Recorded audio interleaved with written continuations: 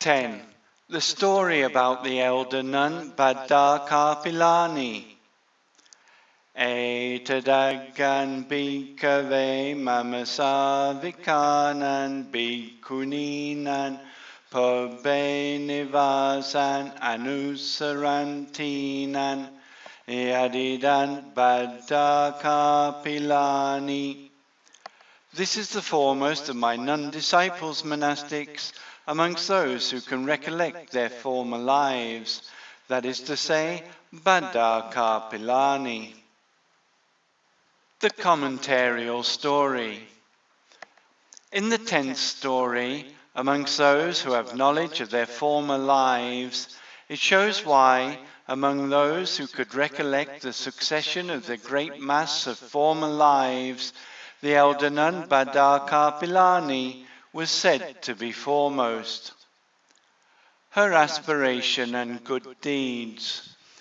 At the time of the Buddha Padamutara, it seems, she was reborn in a good family home in Hamsawati. Later, while listening to the teacher teach the Dhamma, seeing the teacher place a certain nun as being foremost amongst those who could recollect their former lives, she did a great deed and aspired for that position herself. Her good deeds. After being reborn amongst gods and humans only for 100,000 aeons, when there was no Buddha arisen, she was conceived in a good family home in Savatthi. During a quarrel with her brother's wife, when the sister gave alms food to an independent Buddha, she thought, after giving alms food to him, she has him under her control. And she grabbed the bowl from the independent Buddha's hand, threw away the food, filled it with mud, and gave it back. The people said, "She is a fool," and blamed her, saying, "You had a quarrel with her, but you did nothing to her. What offense has the independent Buddha done to you?"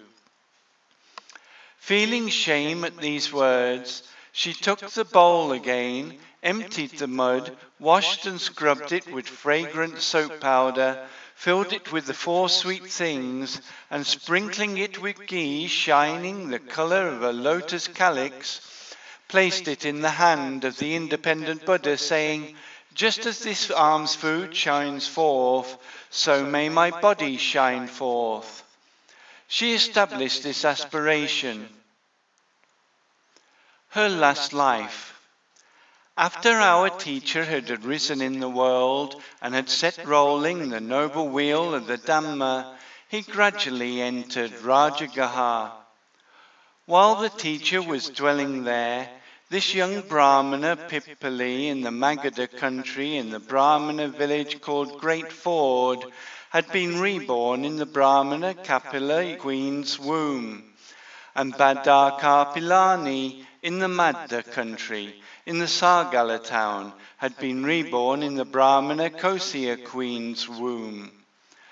Gradually they both grew up, and when the young Brahmana Pipali was 20 years old and Bhadda had come to 16, his mother and father, after examining their son, said, "Dear, you are now mature, you should keep up the family lineage," and they pressed him greatly.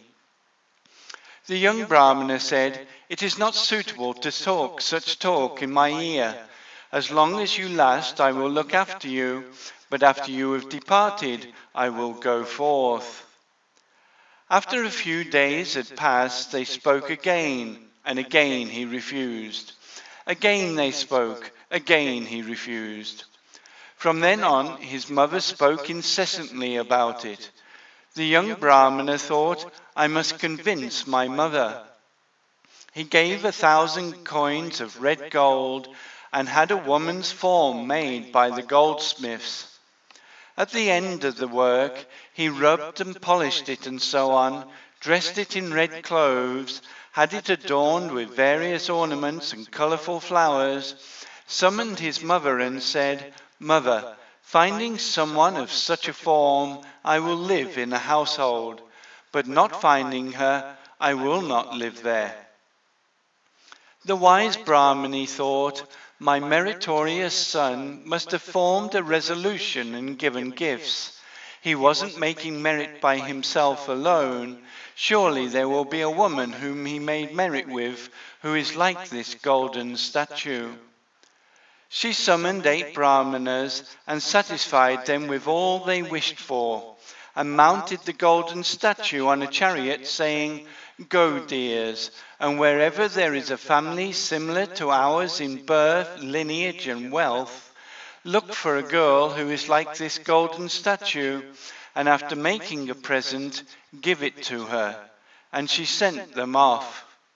They thought, this is our work, and departed. Thinking, where will we go? And the Madhya country is a mine of women. Let us go to the Madhya country. They went to the Madhya country and to the Sargala town. They set up the golden statue there, the bathing ghat, and sat down on one side. Then Bhadda's nurse washed and decorated Bhadda and made her sit in the royal bedchamber, and while going to bathe, she saw the statue, and thinking, the noble lady has come here, she made a threatening gesture, saying, Why are you so obstinate as to come here? And lifting up her hand threateningly, she said, Go back quickly, and slapped it on the side. Her hand trembled like she had struck a rock, and stepping back she said, It is so hard. Seeing her stiff neck and thinking, my noble lady, she made a gesture and said, This is inappropriate for a noble lady who is dressed by me. Then those men surrounded her and asked, Is your master's daughter like this? Why, this is as lovely as my noble lady, who has 100, even 1,000 virtues. There is nothing that can hold a candle to her. When she is sat in her 12-cubit chamber, the radiance of her body destroys the darkness. Then come, and they took the offering, mounted the golden statue on a chariot, and stopped at the gate of the house of the Brahmana of the Kosiya clan, and announced their coming. The Brahmana received them well and asked, Where did you come from? From the house of the Brahmana Kapila in the Great Ford village in the Magadha country. For what reason have you come? For this reason, and they explained. It is good, dears. This Brahmana has the same birth, lineage, and wealth as us. We will give him the girl. And he received the bride gift. They sent a message to the Brahmana Kapila saying, Having found the girl, please do what should be done. After hearing the message, they informed the young Brahmana Pipili, saying, It seems the girl has been found. The young Brahmana, reflecting, I thought they will not find her, and now they say she is found. Misfortune has arisen. I will send her a letter. And having gone into seclusion, he wrote a letter. Bhadda should gain a household life suitable to her birth, lineage, and wealth. But having renounced, I will go forth. Do not regret it later. Bhadda also, having heard, it seems they desire to give me to such and such, went into seclusion and wrote a letter. The noble sir should gain a household life suitable to his birth, lineage, and wealth. But having renounced, I will go forth. Do not regret it later. The 2 letter bearers met on the highway. Whose letter is this? The young Brahmana Pipili sent it to Bhadda. This is whose letter? Bhadda sent it to the young Brahmana Pipili. And after saying that and reading the letters, they said, Look at the children's deeds. They tore the letters up and threw them away in the wilderness, wrote similar letters and sent them from here and there. Thus neither Pipili nor Bhadda wished there to be a meeting. The day they married, the young Brahmana took a garland of flowers and set it up. Bhadda also set one up in the middle of the bed. Having enjoyed supper, they both thought, "We will go up and lie down." And having met in the bedroom, the young Brahmana went up and lay down on his right side. And Bhadda, after lying down on her left side, said, "On whichever side the flowers fade, we will know that a lustful thought arose to the one on that side. You should not come near this garland of flowers." Through fear of their bodies coming into contact with each other, they passed the time without falling asleep during the 3 watches of the night, and during the day there was no laughter. For as long as their mothers and fathers continued, they were unaffected by material life in this world, and they did not manage the family estates, but with their passing they had to manage them. The young Brahmana Pipali was very wealthy, having 870 million. The golden powder that was thrown away after bathing his body for 1 day was enough for 12 measures by the Magadha measure. There were at least 60 reservoirs with irrigation machines. His workplace was 12 leagues. There were 14 Anuradhapura-sized villages, 14 elephant armies, 14 horse armies, and 14 chariot armies. One day, after mounting a decorated horse and going to work surrounded by the populace, he stood at the top of the 10 million fields that were being broken by the plough. And having seen the birds, beginning with the crows, digging up and eating the earthworms and insects and so on, he asked, "Dear, what are they eating?" "Earthworms, noble sir." "Who pays for the wickedness done by these birds?" "You do, noble sir." He thought, "If mine is the result for the wickedness done by these, what will I do with 870 million? What use is a workplace of 12 leagues? What use 60 reservoirs with irrigation machines? What use 14 villages? Having given everything over to Bhadda Kapilani, I will renounce and go forth." Bhadda Kapilani at that time was sitting surrounded by her helpers. Then 3 pots of sesame seeds were sown over the inner fields, and she saw crows eating the worms that dwelt in the sesame and asked, "Lady, what are they eating?" "Worms, noble lady." "Whose is the unwholesome result?" "Yours, noble lady." She thought, 4 cubits of cloves and a mere measure of milk rice is enough for me, but if the unwholesome deeds done by this many people is mine, it is certainly not possible to lift my head from the round of births and deaths through 1,000 rebirths. Having given everything over to the noble sir, as soon as he returns, I will renounce and go forth. The young Brahmana returned after bathing, ascended the mansion, and sat down on an expensive couch. They prepared a meal for him suitable for a universal monarch. After they both had eaten, and with the departure of the attendants, they sat down on a comfortable spot in seclusion. Then the young Brahmana said this to Bhadda, "Bhadda, when coming to this house, how much wealth did you bring?" 55,000 carts, noble sir." "There is all this wealth, plus 870 million and 60 reservoirs with irrigation machines and so on. I give all of this over to you." "But where will you go, noble sir?" "I will go forth."